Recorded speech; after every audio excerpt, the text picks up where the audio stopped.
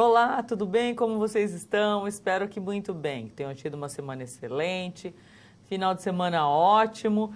Estão aí com tudo para essa aula de hoje, onde nós falaremos dos campos de atuação da contabilidade, né? Campos de pesquisa da contabilidade. Então, essa é a disciplina de teoria da contabilidade. E eu, mais uma vez, aqui com vocês, professora Joenice, onde nós falaremos do campo da pesquisa em contabilidade. Então, veremos um pouco das teorias, das demonstrações, mais para o finalzinho da aula, enfim. Como já é de praxe, caso vocês precisem, eu espero que vocês precisem, podem interromper a aula, mandar alguns questionamentos, exemplos, enfim. Tudo é muito bem-vindo, tá? Em relação à nossa teleaula. No final da teleaula, nós teremos um momento de perguntas, e aí eu vou fazer uma pergunta relacionada às demonstrações contábeis, porém, se vocês tiverem um outro questionamento, quiserem mandar nesse momento, fiquem à vontade. E como é de praxe, agora eu vou apresentar a aula de vocês com um breve resumo. Vamos lá? Então, esse é o estudo da unidade de ensino de número 3. E qual é a competência dessa unidade de ensino? Os campos de pesquisa na contabilidade, que serão divididos nos seguintes temas. Falaremos da abordagem científica da contabilidade, das demonstrações contábeis e, por último, lá, sobre o sistema financeiro. Então, resumidamente, através dessa teleaula, de acordo com as nossas 3 SPs, será possível abordar os campos de pesquisa na contabilidade, onde os dividiremos através do estudo da abordagem científica da mesma, trabalhando as teorias positiva e normativa. Veremos as principais demonstrações contábeis, e aí nós temos balanço patrimonial, DRE, DFC, DVA. E, por último, nós falaremos do Sistema Financeiro Nacional, onde discutiremos a evolução do mesmo, um pouquinho sobre mercado de capitais e os órgãos pertinentes a este sistema financeiro. Quais são as palavras-chave dessa nossa teleaula? Teoria positiva, teoria normativa, demonstrações contábeis, balanço patrimonial, DRE, DFC, informação contábil, mercado de capitais e sistema financeiro. Então, só reforçando o título da nossa teleaula, campos de pesquisa da contabilidade, teleaula de número 3. Então, convido vocês, né, a iniciarmos então esse conteúdo, onde nós discutiremos a princípio os seguintes temas. Abordagem científica da contabilidade, isso será como o tema inicial. Então, nossa primeira SP, tá? Nossa primeira situação problema vai trazer essa abordagem científica, teoria normativa, teoria positiva, entre outros. Depois, a SP2, nós falaremos das demonstrações contábeis e finalizaremos debatendo sobre o sistema financeiro brasileiro, as suas relações com a informação contábil para os usuários, dentre outros. Continuaremos a desenvolver aí a competência técnica de quê? De conhecer os aspectos estruturais e conceituais do patrimônio, a dinâmica patrimonial a partir do registro dos fatos contábeis e os procedimentos de elaboração das demonstrações contábeis, estabelecendo aí um viés no campo teórico que referenda as práticas contábeis nas entidades.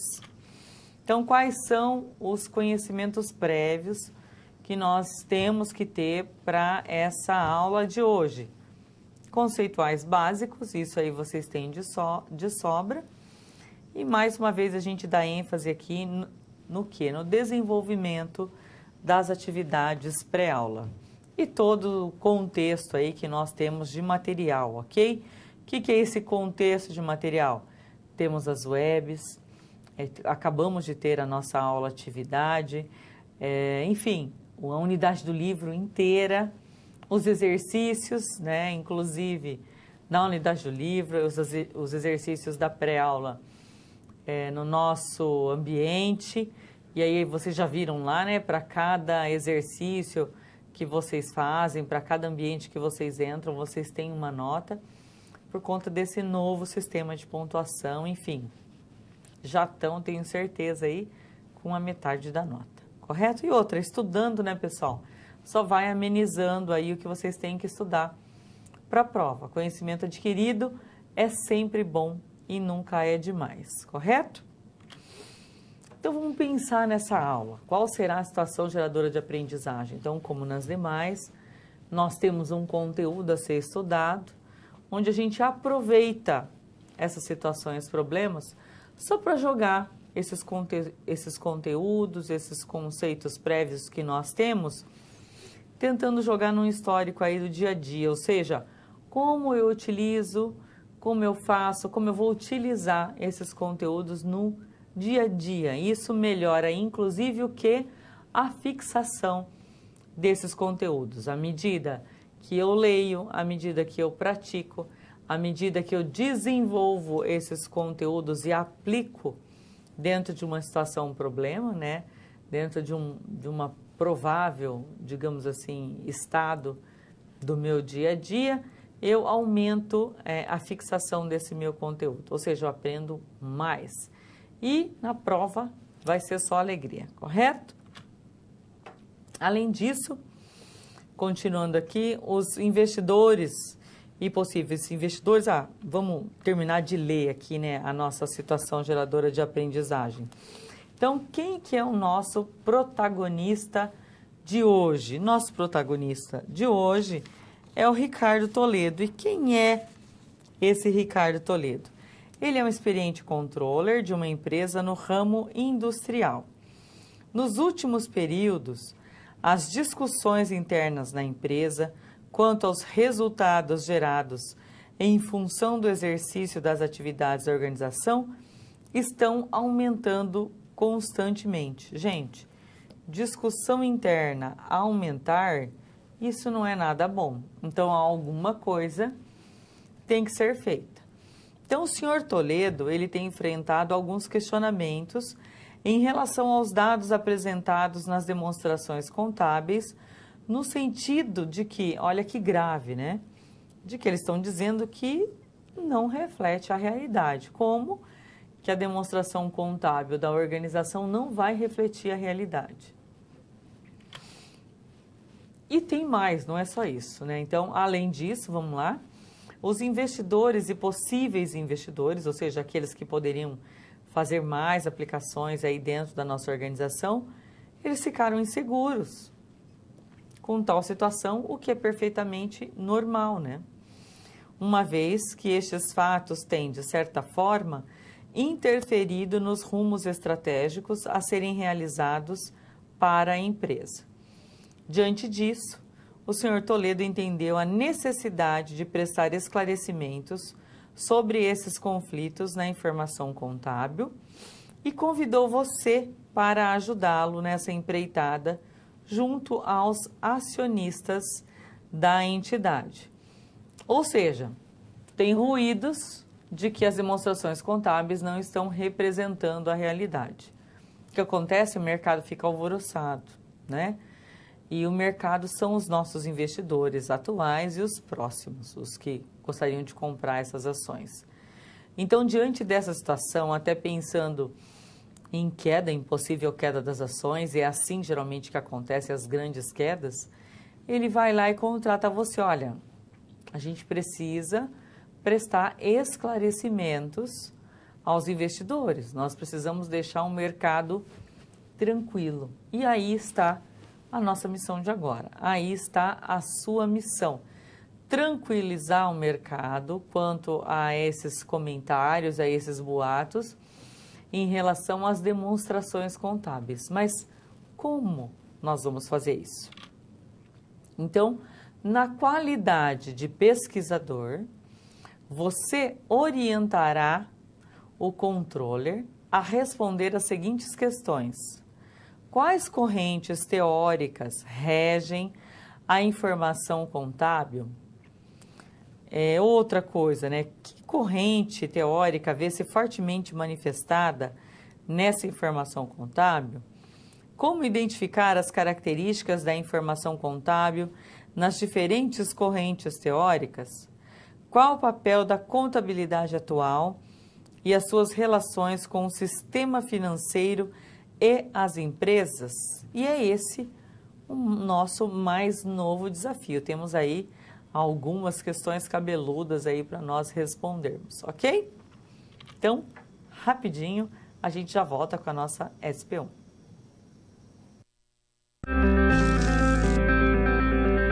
Olá! Você já pensou no dia a dia da carreira que você escolheu seguir?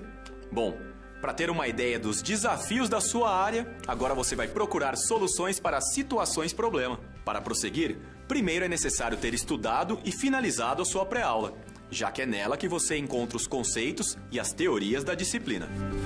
Feito isso, você vai conhecer a sua primeira SP e vai identificar onde a situação se passa, quais agentes estão envolvidos e quais são os recursos disponíveis.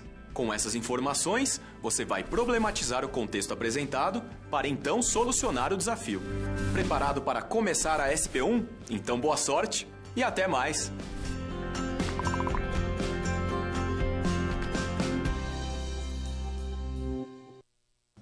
Então vamos lá, né? Qual será a nossa SP1? Já vimos aí que não vai ser uma missão fácil. Então vamos ver como é que o senhor Ricardo Toledo aí, que foi que ele fez. Então nós vamos trabalhar nesse caso do senhor Ricardo Toledo, cujo objetivo é o quê? Apresentar os conceitos fundamentais da corrente positivista e normativista no âmbito da contabilidade, realizando a seguinte atividade. Veja, em véspera de reunião com investidores, o senhor Toledo tomou ciência de toda a situação que está envolvendo os resultados da empresa. Embora a organização tenha gerado nos últimos períodos resultados satisfatórios, a contabilidade tem sido muito questionada em razão de divergência dos resultados. É claro que, fatalmente, o senhor Toledo teria que explicar o quê?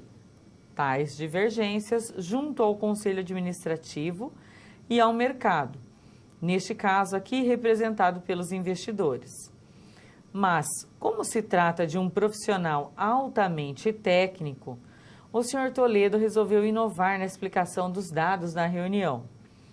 Substituir por, ou seja, devido ao fato dele ter perdido muito tempo elaborando os resultados globais da empresa, ele decidiu que antes de apresentá-los, os conselheiros e os investidores deveriam conhecer as linhas teóricas que estão regendo a informação contábil, ou seja, ele vai além.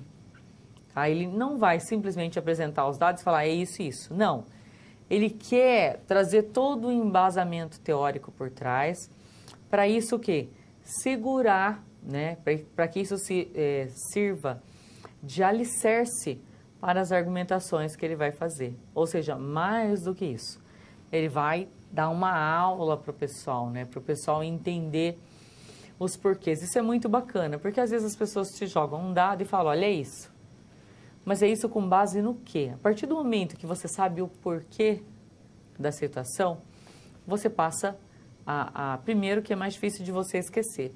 Depois, você passa a entender todo o processo. E esse entendimento de todo o processo, que eu acredito que é o que ele está querendo aqui, vai fazer com que os investidores, eles sejam o quê? Se sintam mais seguros, até para um eventual, um outro problema que possa surgir.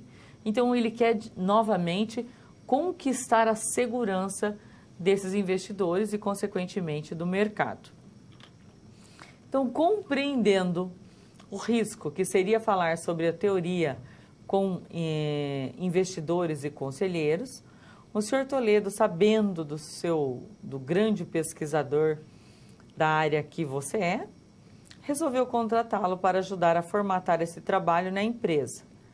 A necessidade, tá, do senhor experiente controller é exatamente fazer o quê? Elaborar um treinamento sobre o tema positivismo e normativismo no ambiente contábil. A influência desses pensamentos neste resultado contábil. Você deverá elaborar uma apresentação contendo 10 slides com o objetivo de mostrar aos conselheiros e investidores como as diferentes correntes de pensamento podem modificar o resultado da empresa. Então, o Sr. Toledo conta com você para identificar e mostrar os pontos conflitantes entre a teoria positiva e a teoria normativa da contabilidade. Para desenvolver essa atividade, você deverá compreender, primeiro, os aspectos da visão científica da contabilidade, os conceitos que envolvam a teoria positivista e a teoria normativista da contabilidade e também a influência de cada uma dessas teorias na informação contábil, que é tão importante aí para os nossos usuários. E mãos à obra, né, pessoal? Então, nós vamos começar contextualizando todos esses fatos, ou seja, nós iniciaremos a nossa discussão sobre a abordagem científica da contabilidade. Mas antes, porém, acreditamos ser oportuno falarmos sobre ciência. Então, como nós podemos considerar que este ou aquele estudo ou observação tem caráter científico? E aí a figura 3.1 nos ajuda a compreender um pouco mais este universo. Então, no próximo slide eu trago para vocês essa figura 3.1, que traz aí um pouco do conhecimento comum versus o conhecimento científico, ou seja, a princípio ele está querendo mostrar aqui qual é a importância de se ter um conhecimento científico sobre aquilo que você está ouvindo, né? E não apenas um conhecimento comum, de repente conhecimento que foi falado. E tem aquela história, né? Você fala uma coisa, ela começa de um tamanho, lá na ponta, que tamanho ela vai ficar, né? Que distorções podem ter aí no meio do caminho, até que você tenha recebido aquela informação. Então, daí a importância de se ter esse conhecimento científico. Então, vamos lá para o quadro. Primeiro, ele fala aqui, olha, conhecimento comum ou empírico. Como ele é obtido? O comum ou empírico somente pela observação. Tá? Então, é um conhecimento superficial no sentido de estudos. Ele é sensitivo e ele é subjetivo. Então, as coisas acontecem sempre iguais. É por senso comum. É como se fosse uma regra. Então, esse conhecimento comum, ele lida com regras. Ah, eu fiz um bolo assim, assim, assado, tantos ovos, uma medida de leite, um não sei o que lá, 40 minutos no forno. Então, esse é o conhecimento comum ou empírico, que você faz através da observação, ok? Mas e o conhecimento científico? Vamos lá? Ele exige universalidade, saber explicar em que condições e como as coisas acontecem em qualquer lugar, a qualquer hora, sempre da mesma forma. Então, as afirmações que não podem ser comprovadas, elas são descartadas. Preocupa-se não só com os efeitos, mas principalmente com as causas e as leis que o motivaram. Então, eu comecei aqui com um exemplo de bolo, né? Eu vou até falar de um pão, que fica mais fácil exemplificar para vocês. Então, todo mundo sabe que aquele pão feito em casa, da mãe, da avó, ele é uma delícia, mas ele tem que ter um tempo de descanso. E que a temperatura influencia nele. Então, esse é um conhecimento comum. Olha, eu preciso descansar. Tá.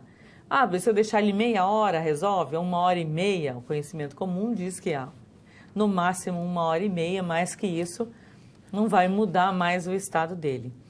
Só que cientificamente foi provado a questão, por exemplo, do açúcar, né, e da temperatura na fermentação deste pão. E isso pode ser comprovado.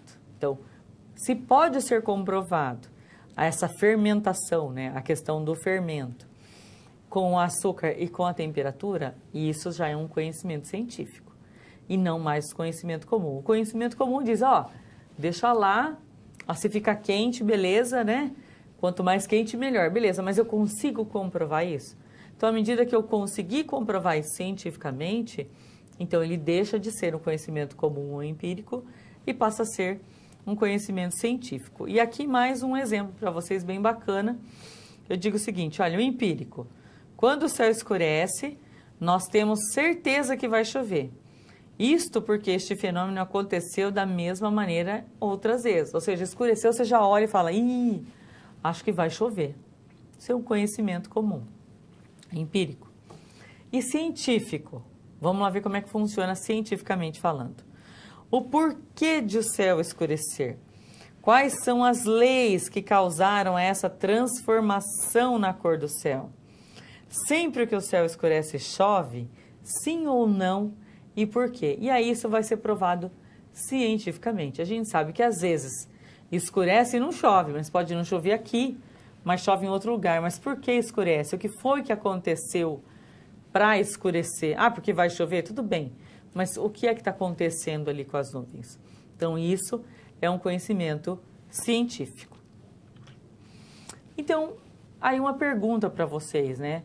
A contabilidade é uma ciência social? Veja, sendo um instrumento de controle para diversas células sociais, com certeza ela poderá interferir e mudar o rumo deste ou daquele grupo de pessoas. E na nossa aula de número 1, nós falamos sobre essa questão da contabilidade ser uma ciência social, até por conta do seu surgimento e desenvolvimento, né? Surgiu lá tantos mil anos antes de Cristo e se desenvolveu junto com essa sociedade. Ou seja, à medida que a sociedade foi se formando, foi se organizando, a contabilidade foi desenvolvida junto com essa sociedade, de acordo com as necessidades dessa sociedade. Por isso, sim, sem dúvida alguma, é uma ciência social. E aí agora vamos falar aí da abordagem, né, da pesquisa contábil. Nas novas abordagens da pesquisa contábil, nós encontramos duas teorias, as mais importantes, e as que nós vamos estudar aqui em aula. Quais são essas teorias? Teoria normativa e teoria positiva. Então, o que é a teoria normativa? Segundo Lopes e Martins, as pesquisas em contabilidade com características normativas, necessariamente, elas estão se pautando onde? Na observação ou avaliação da prática contábil, conforme as bases teóricas estabelecidas como ideais. Então, exemplo, as taxas de depreciação, elas são determinadas pela Receita Federal. Assim, o percentual e o tempo de depreciação são previamente indicados por quem? Por instruções normativas. E a teoria positiva? Então, segundo Watts e Zimmermann, a abordagem positiva nos estudos se refere a quê? A previsão dos efeitos sobre uma informação contábil em que se busca a explicação do uso de tal informação pela entidade. Em linhas gerais, segundo esses autores, a teoria positiva possui que caráter? Possui um caráter de explicação e predição dessas escolhas contábeis relacionadas às informações que são divulgadas de forma geral, em que elas são estabelecidas as hipóteses da pesquisa, cujas origens advêm da teoria econômica e também financeira, que são testadas aí de forma empírica, com o objetivo de verificar o comportamento dos agentes econômicos em razão das informações divulgadas. Então, na concepção de Watts e Zimmermann, além da questão da predição, né, olha, acredito que seja assim, a teoria positiva sinaliza quais entidades utilizarão ou não determinado método que venha a explicar a variação patrimonial. Então, nesta teoria, nós podemos perceber que é observada a realidade da organização e, para isso, serão utilizados testes sobre os fenômenos ocorridos de forma como? De forma empírica. Então, vamos a um exemplo de teoria positiva. O Brasil passou alguns anos por uma carga inflacionária muitíssimo elevada. Isso era um problema no quesito que? Comparabilidade entre períodos. Você consegue comparar alguns períodos com outros. Ah, uma fase. Que fase? De tal ano a tal ano, né? De tal ano a tal ano. Agora, por exemplo, nós estamos comparando os governos. O governo de esquerda, o governo de direita, enfim. Há uma comparação entre períodos. Então, vamos lá. E os normativos criaram, então, um sistema de correção que eliminasse essa distorção. Entretanto, não se preocuparam em abordar a questão a partir de quais magnitudes das taxas de inflação o sistema de correção se tornaria como? Se tornaria fundamental para as empresas. Complementa ainda que os positivistas certamente teriam formulado hipóteses e testado quais usuários efetivamente precisariam de um mecanismo de correção completo. Então, na contabilidade, para construir teoremas, né, no caso da ciência contábil, é preciso o quê? Realizar muitas comparações, mas muitas mesmo. Então, neste contexto, nós podemos simplificar, considerando que um acontecimento pode ser eficaz em determinada empresa ou em uma situação específica, como também pode não produzir efeito algum. Observe o exemplo a seguir. Então, veja, um aporte de capital de giro realizado para fins de suprir o capital de giro na empresa pode ser totalmente eficaz para determinado segmento da economia. Entretanto, ele pode não produzir efeito algum em outro mercado de atuação. Essa contradição não invalida em ambos os casos que o aporte de capital realizado seja positivo e verdadeiro. E eu também falei na aula 1 para vocês a questão da importância das amostras em pesquisa em contabilidade, em elas serem muito próximas, exatamente por conta disso que está falando aqui da teoria positiva. Por ter muito viés, porque ela tem que ser muito testada. As comparações, elas têm que ser muito próximas. Eu não posso só lidar, por exemplo, com o comércio. Ah, eu vou testar isso em comércio. Não, porque de repente eu mudei o porte da empresa, mudou tudo, né? Eu mudei o tipo de tributação, mudou tudo. Né? Indústria, mudei o ramo de atividade dessa indústria, muda tudo. Então, para um ramo pode significar uma coisa, para outro ramo pode significar outra coisa. E não significa que uma está errada e a outra está certa. As duas podem estar certas, como as duas podem estar erradas. Então, essas amostras, elas precisam ser muito boas e muito bem testadas, tá? Para que seja verificado essa veracidade em contabilidade. Então, quais seriam aí as perspectivas da teoria positiva?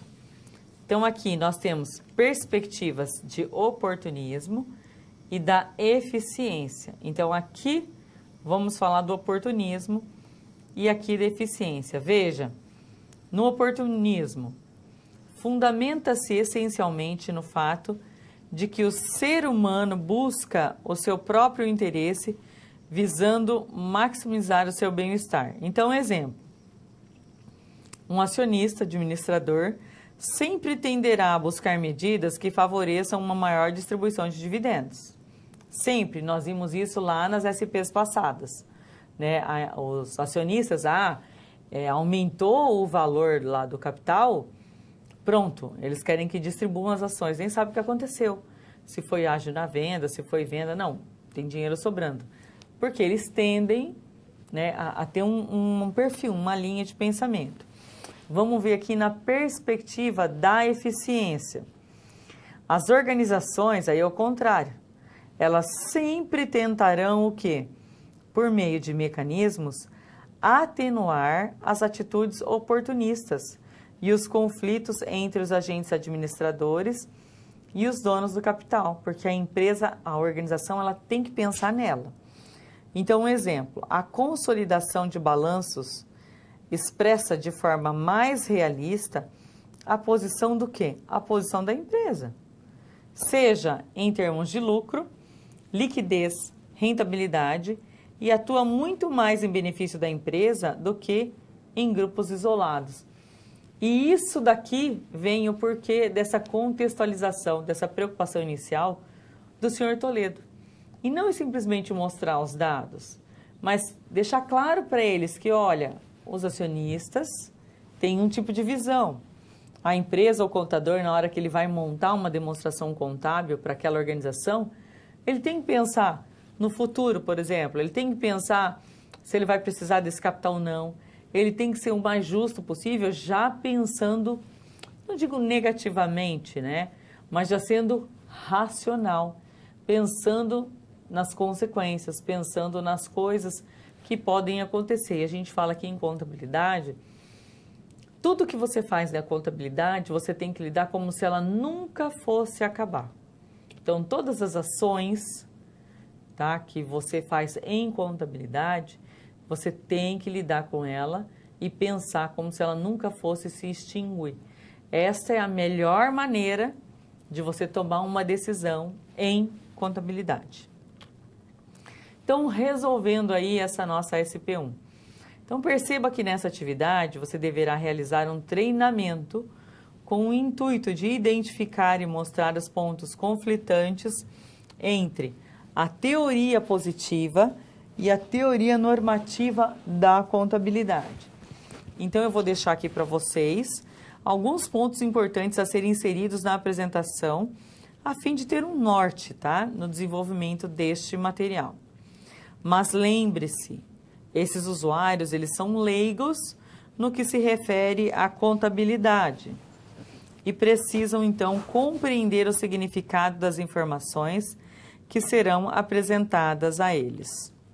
É importante destacar que não existe uma resposta padrão, uma vez que os alunos deverão montar uma aula contendo 10 slides em que deverão abordar o caráter positivista e normativista da contabilidade. Então, vou apresentar aqui alguns pontos de discussão importantes. Então, a primeira coisa a se fazer é o quê? Contextualizar. Então, faça abertura sobre o tema, destacando os objetivos da informação contábil e a forma como são disponibilizadas. No caso aqui, as demonstrações, as informações, todas as informações, e discuta a importância destas refletirem a situação, o quê? Econômica e financeira da entidade. Segundo ponto, apresentar a teoria positiva e a teoria normativa da contabilidade. Então, apresente o conceito e as características relacionadas a essas duas teorias. Destaque, entre outros aspectos, a origem, a evolução, a importância e as razões pelas quais se trabalham com essas abordagens teóricas no universo da contabilidade. E aí apresente exemplos, né? Considerando que eles são leigos, os exemplos são as melhores coisas que podem acontecer aí na contextualização. Então, apresente exemplos práticos em que os usuários possam associar a teoria com a situação corriqueira na contabilidade da empresa. Dica: monte uma situação que contenha de 2 a 3 exemplos de cada uma das teorias abordadas na apresentação, de preferência que sejam mostradas num quadro comparativo. Quadro comparativo, gente, é sempre muito bom. Isso para que o usuário possa detectar as características e também as diferenças entre uma e outra. E quarto e último ponto, elabore as considerações finais. Então, nas considerações finais, destaque aí os aspectos positivos e negativos de ambas as teorias. Além disso, com relação aos conflitos quanto aos resultados da empresa, faça um comentário conclusivo, dizendo se houve ou não, de fato, erro nas demonstrações da empresa devido às divergências apontadas pelo usuário. Então, acredita-se que, trazendo todo esse embasamento teórico primeiro, teoria normativa, teoria positiva, falando-se da importância desse conhecimento não só empírico, mas do conhecimento científico para esses dados, e principalmente sobre esse caráter, né, da teoria positiva, esse caráter dessa visão empresa e visão acionista. E os pontos positivos e negativos, fazendo um quadro comparativo, com certeza eles vão entender. Se houve erro, tudo bem, mas na maioria dos casos não é que houve erro, não. É que eles acham, né, vamos colocando aqui grosseiramente um exemplo, se tem saldo lá, pode ser distribuído porque não distribuiu para mim. E aí você tem que apontar, né, ou dizer o porquê, ou quando você faz uma reavaliação, que você joga uma provisão, por exemplo, para devedores duvidosos, às vezes um pouquinho maior, eles já questionam, mas tivemos prejuízo? Por que vocês acham que vai ter todo esse prejuízo? Foi venda mal feita, não foi? Enfim, é importante, né, de tempos em tempos, e até para essa confiança, realmente fazer toda essa explanação, trazer de volta esses investidores com confiança, ok? Então, daqui a pouquinho a gente já volta com a nossa SP2.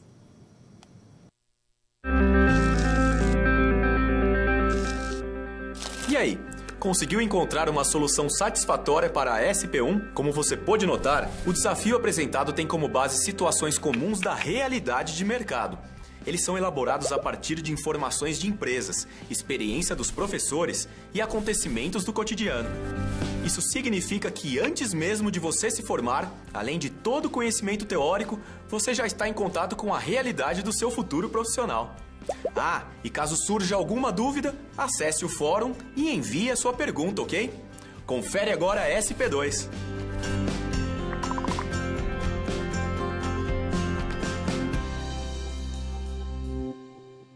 E aqui, já tendo um feedback, né? O Sr. Toledo ficou satisfeitíssimo com a explanação feita aos investidores e com os resultados alcançados nesse treinamento para os conselheiros e investidores. Em longas conversas com você, ele pensou o que mais ele poderia proporcionar aos seus colegas, aos seus usuários internos da organização quanto à contabilidade. A vontade do controller é o quê? Disseminar os aspectos da informação contábil, pois entende que isto facilitará as relações da empresa com as partes interessadas no âmbito interno da organização. Então, com base nestas conversas, o Ricardo Toledo pensou que um bom tema para se abordar em um próximo encontro seria evidenciações contábeis. Entretanto, por não saber como viabilizar esse tema, ele pediu a você que o ajudasse nessa empreitada. Dessa forma, definiu com você que o formato deste treinamento deverá ser a elaboração de 10 slides em formato de apresentação, em que deverão abordar o desenvolvimento das demonstrações contábeis, no caso demonstrativo do resultado do exercício e o demonstrativo do valor adicionado, identificando em cada uma dessas demonstrações o quê? Identificando o seu aspecto positivo. a finalidade e a utilidade, as tendências da informação contábil, mostrando as tendências, as principais normas estabelecidas pelos órgãos competentes para a divulgação destes resultados. Então, para desenvolver essa atividade, será necessário compreender a origem dessas demonstrações contábeis, a natureza das informações prestadas, os avanços observados a partir da obrigatoriedade de divulgação destes relatórios pelas entidades e também as tendências desta informação contábil. Então, vamos lá. Mãos à obra. Então, contextualizando aí as demonstrações contábeis. Elas representam o quê? A materialização de todo o esforço dedicado pelas diversas áreas envolvidas no controle patrimonial e financeiro da empresa. E quais são essas áreas envolvidas neste processo? Como exemplo, nós podemos citar a área fiscal, a área de custos, a área de controle patrimonial, entre outras áreas que nós temos. Então, ao final do período, todas as informações são devidamente o quê? Auditadas e compiladas para a geração de uma informação única, disponibilizada ao usuário. Mas veja, qual é a utilidade dessa informação? Então, vamos ver aqui qual é a grande importância das demonstrações. Veja, a maioria dos estudiosos da área considera ser o quê? Qual é a grande importância das demonstrações contábeis? Eles consideram ser para a tomada de decisões. E aí eu trouxe um quadro para vocês que mostra a divulgação de informações financeiras. Veja, às vezes quando a gente vai fazer uma divulgação de uma informação financeira, a gente pode se perguntar, né? Realmente eu preciso falar isso? Para quem eu preciso falar isso, né? O porquê de falar isso? Veja, estrategicamente falando, aí já a administração estratégica, digamos assim, e até a gestão de pessoas já diz que quando os colaboradores, né, quando os seus usuários, internos ou externos, quando eles sabem mais da empresa, eles são mais satisfeitos e o objetivo geral dessa empresa fica mais fácil de ser alcançado. Então, quando eu falo em informações contábeis, e aí dependendo da informação, pode haver aquele questionamento, né? Mas realmente, será que eu preciso passar essas informações adiante? Para quem eu preciso passar? Enfim. E o quadro, ele traz aí um pouquinho disso. Então, vamos lá para o quadro. Olha só, divulgação para quem? Né? Para os acionistas, para os fornecedores, para os funcionários, para clientes, investidores, bancos e governos. Qual o nível de divulgação que eu devo ter dessas informações? Então, as informações contábeis, elas devem ser claras e compreensíveis. Devem envolver toda e qualquer informação, o quê? Relevante. A informação deve possibilitar ao usuário um entendimento adequado e sem viés, ou seja, sem nenhum tipo de confusão. Quais seriam as formas de divulgação?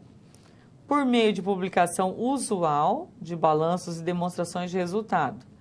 Alguns autores incluem o quê? Previsões de resultados financeiros futuros, declarações de políticas e também expectativa de desempenho do segmento em que se atua. Quais seriam os métodos de divulgação? As demonstrações contábeis devem sempre obedecer a um formato que possibilite o entendimento claro e objetivo. Dentro deste método de divulgação, temos ainda terminologia e apresentações detalhadas, notas explicativas, demonstrações e quadros complementares, comentários no parecer da auditoria e carta do presidente do Conselho de Administração. Não que todas essas informações, ou do jeito que foi colocado aqui, elas sejam obrigatórias. Ah, eu preciso fazer as declarações, eu tenho que fazer notas explicativas, tenho que ter a carta do presidente. Não. Mas, assim, o quanto mais claro você deixar o assunto, melhor. E sempre, gente, se atentar para a questão de que as pessoas que podem estar lendo ali, e com certeza a maioria delas serão o quê? Leigos. Então, não é meu interesse deixar nada obscuro. Muito pelo contrário, o meu interesse é que a maioria das pessoas entendam o que está acontecendo e tenham clareza naquelas informações. Então, eu não preciso complicar. A ideia é exatamente contrária. Então, não foi à toa que nós tivemos a internacionalização dessas demonstrações contábeis. Já é para deixar geralzão, digamos assim. Mas esse geralzão pode ser que não alcance os seus objetivos. E aí, para alcançar todos os seus objetivos, aí sim, faz o que é necessário, né? Faz o geral, ou seja, a demonstração como ela tem que acontecer e coloca as notas explicativas, comentários, carta de presidente, enfim, o que for necessário para poder acolher, digamos assim, da melhor forma possível, todo esse público externo, principalmente, e interno, tá? Todos esses usuários, pensando aí principalmente no quê? Nos investidores, tá? E aí eu vou falar um pouquinho das mudanças nas leis. Então, por meio da CVM, que é a Comissão de Valores Mobiliários, a Lei 6.404 de 76, ela foi o quê? Reformulada a fim de trazer a modernização e a harmonização da lei societária em vigor, isso pensando nas melhores práticas contábeis internacionais. Então, essa atitude visava principalmente o quê? A inserção do Brasil no atual contexto de globalização econômica e contou, sim, com a colaboração de entidades públicas e privadas. Surgiram novos demonstrativos, bem como novos grupos de contas. A lei que rege a contabilidade também desobrigou as empresas de algumas exigências, inclusive na apresentação das demonstrações contábeis. E aqui um quadro resumo com as principais alterações introduzidas pela Lei 11.638. Vou ler alguns para vocês aqui no artigo 176, capítulo 1 e 2. Balanço patrimonial permaneceu. Demonstração dos lucros ou prejuízos acumulados também. Demonstração do resultado do exercício, ok. Demonstração, aqui foi a grande mudança, ó, das origens e aplicação dos recursos, né? Depois da mudança nós tivemos o quê? A demonstração do fluxo de caixa, aqui por sinal é ótima, né? E aqui antes não tinha nada e depois foi instituído a demonstração do valor adicionado, a nossa DVA. Então, quais são aí as principais demonstrações contábeis? Aqui vou dar só uma passada, porque vocês sabem de cor e salteado quais são as principais demonstrações, já fizeram elas várias vezes, enfim, vamos só passar aqui pela teoria, tá? Então, a primeira que a gente vai falar é sobre o balanço patrimonial. Então, este demonstrativo traduz ao usuário o quê? Uma posição estática, que poderá ser de equilíbrio ou desequilíbrio. Teve a sua estrutura alterada em 2009, onde tanto o ativo quanto o passivo são divididos em dois grupos. Ficou bem mais simples. Circulante e não circulante. Depois aqui a DRE, né, demonstração do resultado do exercício. E é a principal demonstração de fluxos. Tem muito mais poder preditivo do que o próprio balanço, pois, como já viu, é por ela que podemos avaliar o desempenho econômico. Por quê? Porque o balanço, ele mostra uma posição estática e a DRE, ele mostra onde aconteceram os custos, as minhas despesas, né? As minhas receitas, até chegar quanto que eu paguei de imposto e no meu lucro não. Ou seja, ela é mais intuitiva, ela é mais clara, ela mostra o que você está querendo mais ver, digamos assim, tá? E a demonstração do fluxo de caixa, que foi implementado a partir dessa Lei 11.637 de 2007 e vem ganhando destaque entre os usuários. Isso porque ela revela de maneira dinâmica onde e como os recursos próprios e de terceiros estão sendo aplicados. E aí nós temos duas maneiras de ver essa DFC, pelo método direto e pelo método indireto. Como funciona pelo método direto? Então, consiste em classificar os recebimentos e pagamentos, utilizando aí as partidas dobradas. Permite gerar informações com base em critérios técnicos livres de qualquer interferência da legislação fiscal. Ela mostra entradas e saídas. E esse é o legal da DFC, né? Ela é clara, ela é objetiva, ela mostra o que você está gastando, né? Mostra, ela atualiza diariamente ali se você vai ter fluxo de caixa ou não para pagar. Então, e aí você fica, gerencialmente falando, né? Você fica esperto. Nossa, essa semana tá pesada para mim, vou precisar de dinheiro. Nossa, aquela semana tá boa. Nossa, preciso disso, disso, disso. Enfim, é bem legal. E a DFC pelo método indireto, como é que funciona?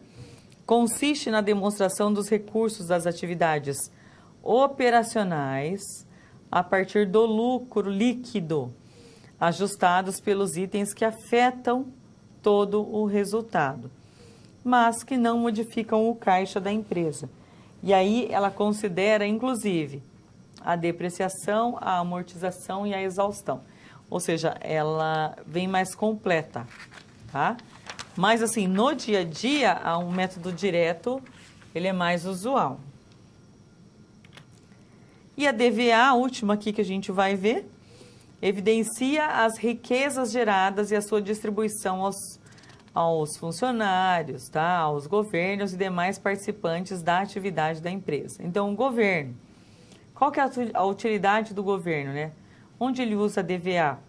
Ele faz o cálculo do PIB e recolhimento de impostos. Para os sindicatos e empregados, compara e analisa a remuneração e cargos dos trabalhadores. Para os gestores, é um instrumento de contabilidade gerencial para cumprir com as responsabilidades diante de acionistas, empregados, governos e a sociedade. E bancos, ele consegue, a partir da DVA, verificar a riqueza gerada e também a capacidade de cumprir com os compromissos assumidos. Então, resolvendo, fizemos toda essa contextualização, resolvendo então essa nossa situação problema. Vamos lá. Eu gostaria primeiramente de enfatizar que este esquema ele é proposto, ou seja, ele é só uma sugestão. Não existe uma obrigatoriedade, tá? Mas uma sugestão que nós acreditamos ser viável, digamos assim, para a resolução dessa SP. Então, vamos lá.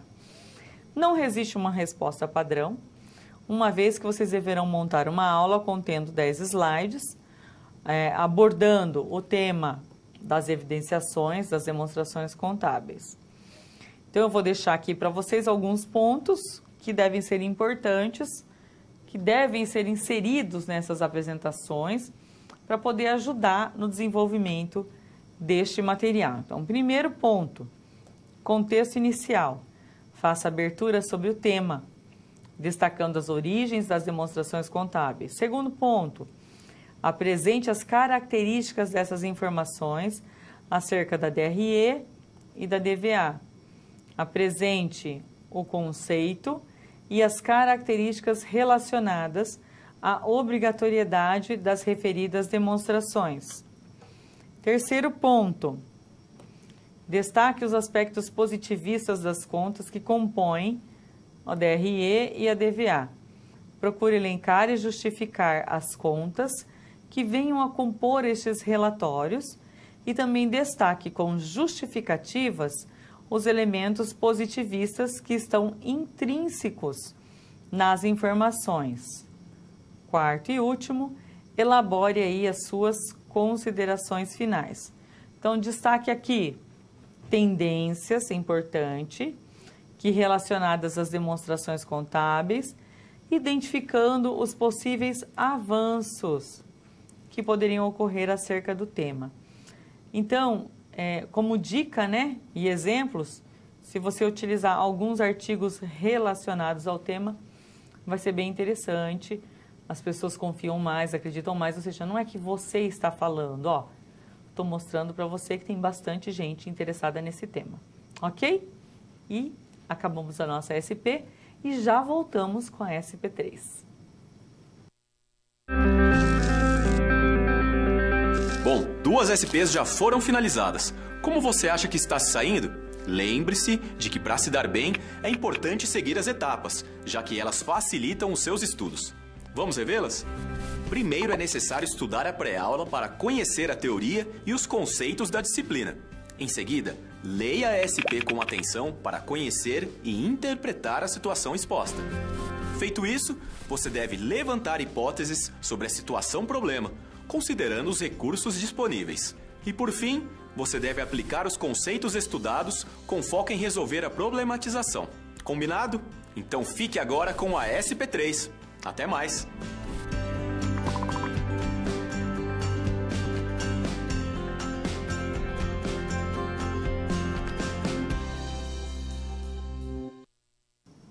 E para fechar aí com chave de ouro, né? Nessa SP3, o senhor Ricardo ele ficou empolgadíssimo com as outras duas. E aí esse treinamento que foi dado para os investidores, ele animou e ele resolveu o quê? Parar? Não. Ele resolveu se aprofundar mais sobre o tema da informação contábil. Em conversas técnicas com você, ele teve a ideia de oferecer aos acionistas minoritários, principalmente pensando nos minoritários, tá? Um workshop sobre informação contábil em empresas de capital aberto. Entretanto, você, como um profundo pesquisador, o alertou para pontos críticos das demonstrações no que se refere às informações das empresas, principalmente daquelas que operam em bolsas de valores. A ideia do Sr. Ricardo é elaborar um guia para esses acionistas.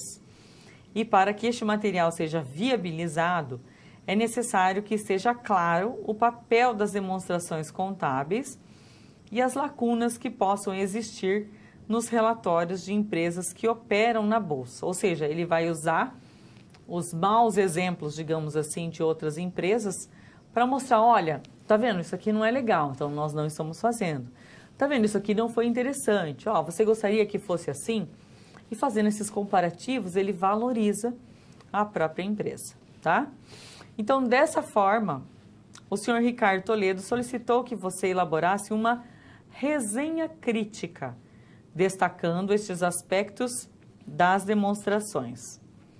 Para resolver essa atividade, será necessário compreender, primeiro, a estrutura do sistema financeiro nacional, a contabilidade como fonte de informações primárias aos investidores, bem como seu papel na construção de indicadores de análises e reflexões. Gente, isso é muito legal. Quando se fala em sistema financeiro nacional, ele é muito complexo. Então, qualquer informação que você venha a ter,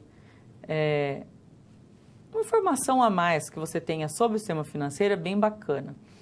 Os acionistas, só de fazerem parte, né, só de serem acionistas, eles sempre estão interessados em saber sobre ações, sobre posição de mercado, etc. Então, esse é um assunto que com certeza vai colar aqui em relação aos acionistas, tá? Porque às vezes nem falando da empresa em si, mas eles querem, né, saber, ó, vamos ver o que está acontecendo, porque o negócio é tão complexo. Ou seja, né, quem vai poder me dar essas informações? Então, tudo que vier de informação, com certeza aí é lucro, tá? Então, vamos aí para mais esse desafio. Nós vamos começar contextualizando sobre esse sistema financeiro, sobre o mercado de capitais. Ou seja, olha, o mercado de capitais, apesar de já estabelecido, por exemplo, nos Estados Unidos e Europa, percebeu movimentos mais consistentes onde? Então, nós estamos criando aqui uma contextualização. No Brasil, há cerca de 60 anos atrás, e motivado pelo conjunto de ações de entidades privadas e, fundamentalmente, pela própria participação do Estado no que se refere ao quê? ao campo da normatização. Por isso que vieram e ficou tão forte aqui no Brasil, né? Controladoria, auditoria como um todo, por conta desse interesse desse pessoal de fora nas empresas aqui do Brasil, ou nesse aspecto produtivo, nesse aspecto de crescimento financeiro, né? Ou seja, olha, é um país que tem uma capacidade de crescimento grande, tem uma riqueza, um PIB interno, enfim, tem capacidade de exportação, então vamos participar desse mercado. Mas aí eu pergunto para vocês, né, o que são os agentes econômicos? Então nós podemos dizer que eles são os responsáveis por movimentar a economia nacional e global, por exemplo, as famílias, as empresas, os bancos e você. E a gente já entra um pouco, até quando fala em agente econômico, em economia. Então vamos falar um pouquinho da reforma bancária no Brasil. Então, de 64 a 88, nós tivemos a reforma monetária, habitacional e do mercado de capitais. De 95 a 98 a 94, o fim da exigência da carta de patente, a abertura e entrada de capital externo com o fim da reserva de mercado, facilidade aí para criar bancos múltiplos, principalmente para corretoras e distribuidoras. De 95 a 2002, mudança do regime de câmbio fixo para regime de câmbio flexível, e aí se tornou mais interessante, tá, o investimento no Brasil. Adoção do regime de metas de inflação, ou seja, precisamos controlar esse câmbio, já que liberou. E aí, adotamos medidas fiscais aí com metas de superávit primário. De 2003 a 2010, aberturas de contas correntes simplificadas, e hoje a gente vê a abertura de conta corrente que pode se fazer pela internet. Acesso a crédito em consignação, crédito aos consumidores e microcrédito. Isso fez com que a economia aumentasse em muito, tá? A expectativa e até a condição financeira aí desses usuários finais. Então, hoje, antigamente, quando se falava em objetos eletrônicos, né? TV, celular, etc. Eletrônicos para casa, a geladeira grande, né? Enfim, só as classes média e alta que tinham. Hoje não. Por conta dessa facilitação nessa capacidade de pagamento, né, desse microcrédito, etc., todo mundo tem em casa hoje o básico, vamos dizer assim, nós consideramos até básico. Então, assim, não discriminando, muito pelo contrário, mas quando se vê reportagens, por exemplo, em lugares, né, mais simples, onde a renda da família é mais baixa, em bairros mais pobres, vamos dizer assim, você não vê casa sem TV, né? Não vê casa sem Wi-Fi, não vê casa sem uma geladeira boa, né? Dificilmente, só quando se parte assim para nível de pobreza extrema mesmo. Mas tirando isso, não se vê mais, né? Ou seja, computador, note, celular, ficou sendo assim básico para praticamente todas as famílias, tá? E o último aqui, né? Ganho de economia. Isso trouxe então um ganho de economia de escala, com fusões e aquisições, inclusive para as empresas, e elevação da competitividade dos bancos brasileiros. E hoje é uma loucura. Eu trabalho numa instituição financeira e o que mais tem agora é compra de dívida. Então, você vai e faz o empréstimo e às vezes, não é nem porque na época aquele banco faz uma taxa alta, mas às vezes você fez, por exemplo, um crédito imobiliário numa época em que a taxa estava mais alta. Agora com uma taxa mais baixa eu tenho condições, ou um outro banco tem condições de comprar aquele crédito com uma taxa mais baixa. Tá, mas se a taxa está mais baixa, o próprio banco não pode diminuir a taxa? Não, não pode. São condições no contrato que você não altera. Só fazendo essa compra. Aí fica esse joga para lá e para cá. Mas, lógico, né, o Banco Central aqui interferiu e colocou alguns normativos, algumas normas aí para regularizar isso daí, né? Regular. E aí o Sistema Financeiro Nacional, ele é formado por um conjunto de órgãos e instituições financeiras e não financeiras. Compõe-se por 2 subsistemas, normativo e de intermediação. É no subsistema normativo que nós vamos encontrar o nosso foco de estudo. Onde? Então, aqui, Conselho Monetário Nacional, está acima de todo mundo. E aí depois temos o Banco Central, a CVM e a SUSEP, que regulamenta, por exemplo, todas as partes de seguro, planos de previdência, etc.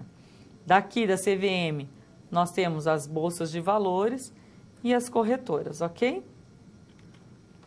Quais são os principais órgãos do sistema financeiro?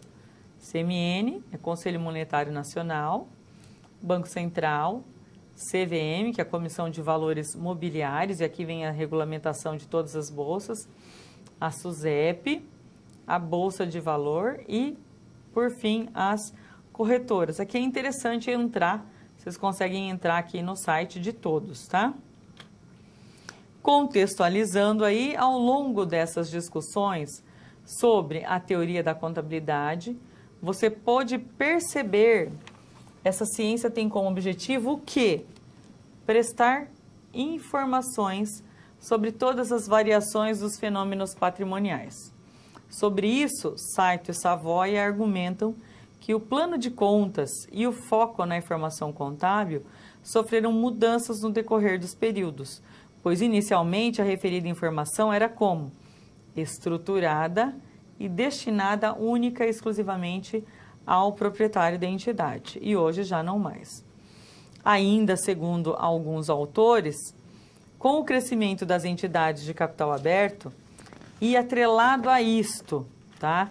O surgimento dos credores e investidores, a questão da transparência e disclosure, que são essa importância nas demonstrações, ganhou que uma significativa relevância, principalmente a partir do momento em que os conceitos de transparência e governança passaram a rondar o ambiente organizacional.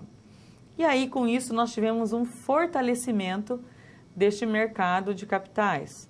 Então, vale ressaltar o fortalecimento deste mercado que está ancorado em alguns elementos, como, por que fortaleceu?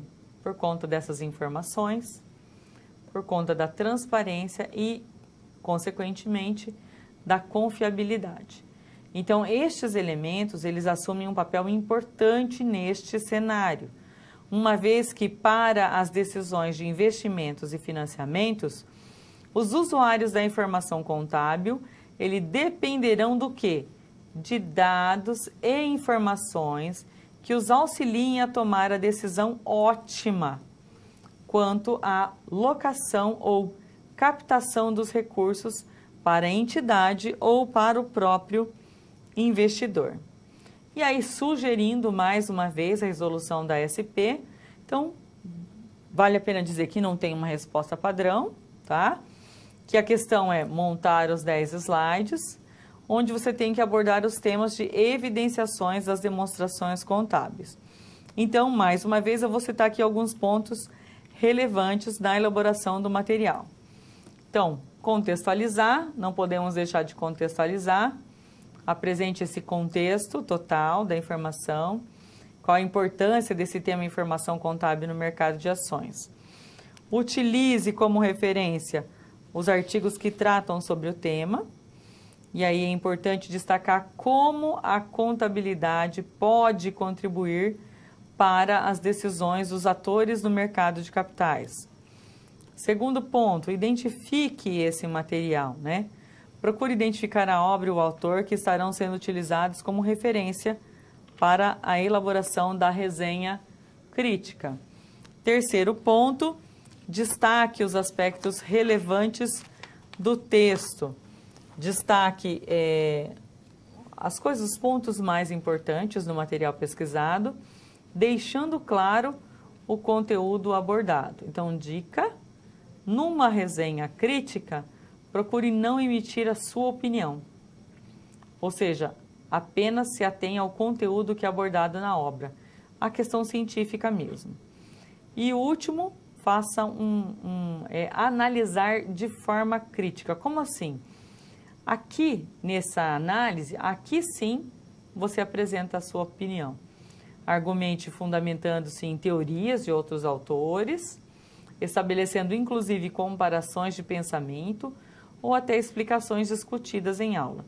Então, normalmente as resenhas são elaboradas com um conteúdo de mais ou menos uma página, podendo chegar no máximo 2. Então, não adianta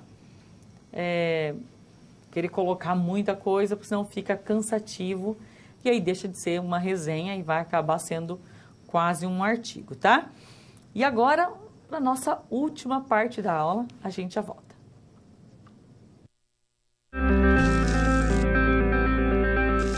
Bom, chegamos ao final da nossa aula. E depois de concluir todas as SPs, é hora de você refletir sobre tudo o que aprendeu com os desafios. Vamos lá? Primeiro, ficou claro que o conhecimento vem ao fazer uso do material didático disponível no ambiente virtual do aluno. Isso inclui fazer a pré-aula, assistir aos vídeos, ler os textos e acessar as web-aulas. E depois de compreender os conceitos da disciplina, você aprendeu a aplicar os fundamentos aprendidos em situações similares às da realidade do mercado de trabalho. Tudo isso faz de você um aluno proativo e mais capacitado para exercer a sua profissão, o que te coloca passos à frente na hora de ter sucesso profissional. Mas não acabou. Você ainda tem a sua pós-aula para acessar. Não vai esquecer, hein? Cada parte do processo é essencial para a sua aprendizagem. Respeite todas as etapas, ok? Bons estudos! Tchau!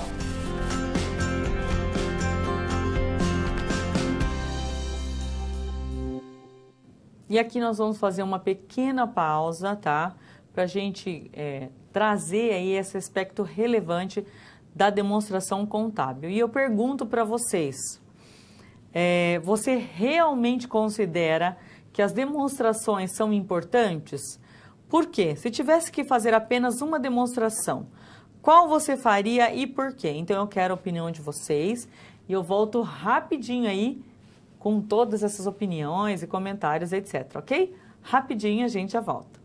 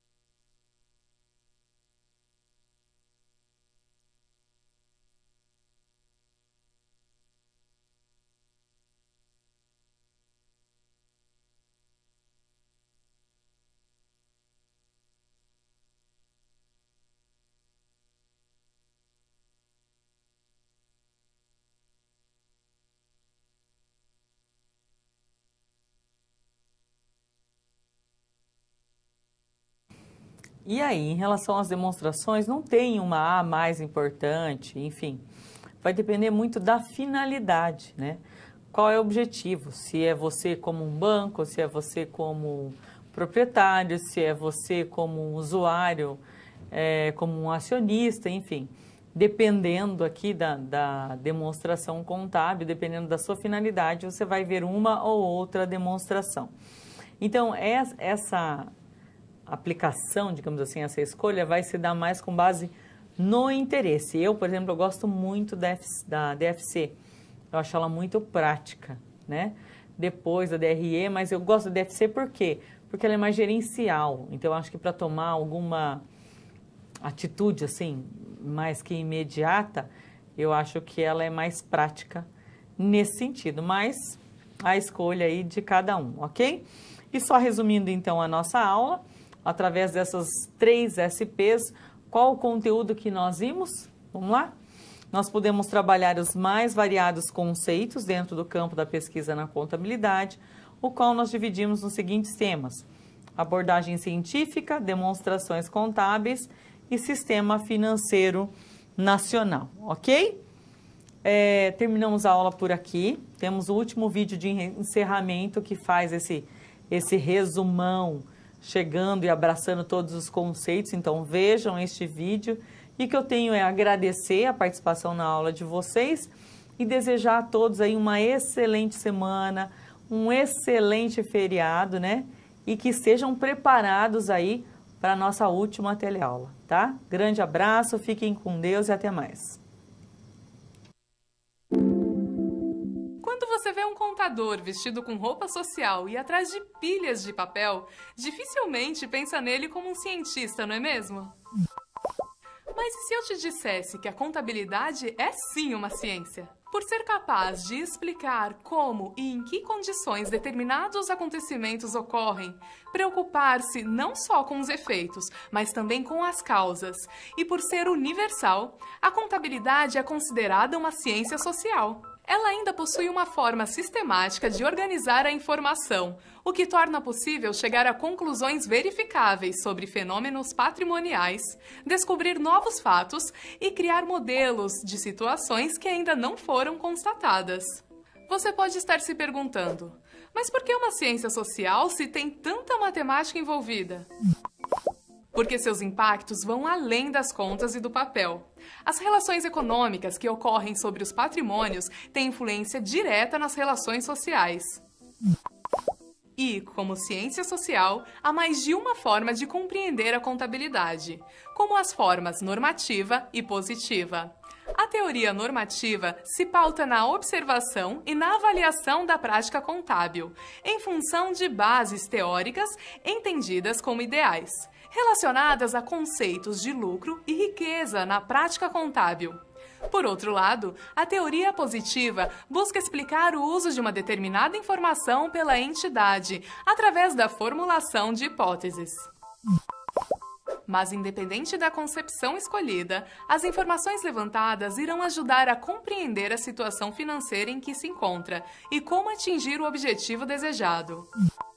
Para isso, os dados são disponibilizados aos usuários em forma de relatórios, sendo que cada tipo possui uma finalidade diferente. O principal relatório de informações contábeis é o balanço patrimonial, que nos diz se há equilíbrio ou desequilíbrio nas finanças. Já a demonstração de resultados de exercício, ou DRE, analisa o desempenho econômico. Muito parecido com a DRE, o relatório de demonstração do valor adicionado demonstra a riqueza gerada por uma empresa e como foi a sua distribuição. Existe também a demonstração de fluxo de caixa, usada para visualizarmos a real situação financeira da empresa e suas fontes de financiamento. Esses relatórios não servem apenas para questões administrativas, eles também são muito úteis aos investidores, porque a partir dessas informações são gerados indicadores usados pelo mercado de capitais. Por ser um mercado instável, em que as variações de preços das ações podem acarretar grandes perdas de dinheiro, transparência, informação e confiabilidade são as bases em que ele está ancorado. Agora, como pesquisador, busque compreender e analisar a importância da informação contábil para o mercado de capitais e como tais informações são trabalhadas pelos usuários como analistas e investidores. Eu fico por aqui. Até a próxima e bons estudos!